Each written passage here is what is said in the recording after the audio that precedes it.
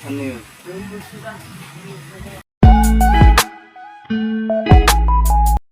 What's up guys? Ngayong gabi pupunta kami sa Sapa. Sapa kasi pag gabi nakatakot.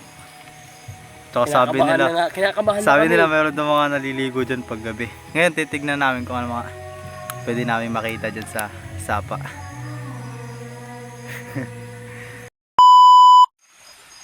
So yun guys, malapit na kami. Yung mga kasama ko, malapit na kami sa Sapa. Ayun Sapa.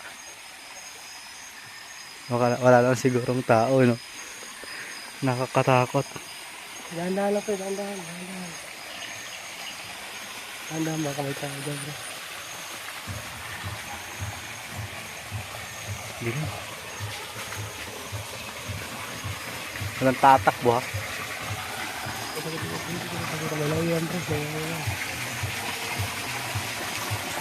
Yan, kapita spot.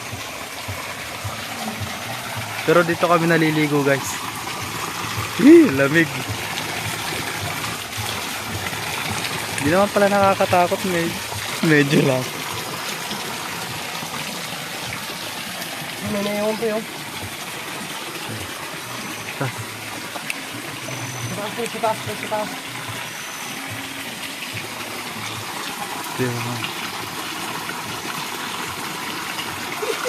Spot dah.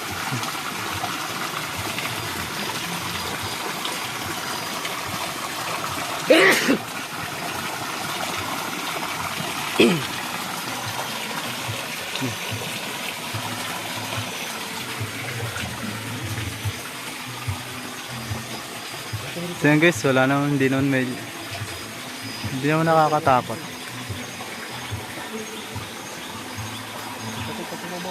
Ha? Ano yun?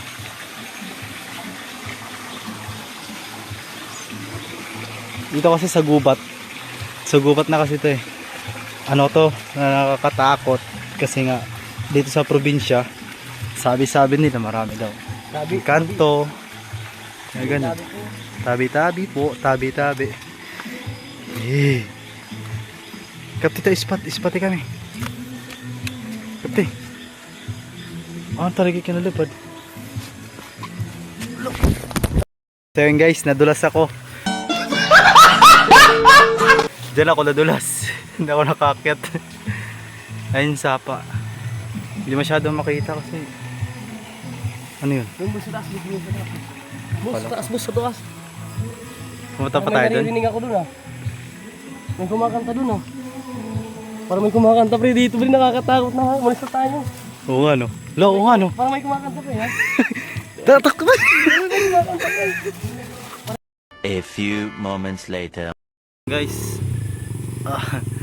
nadulas ako.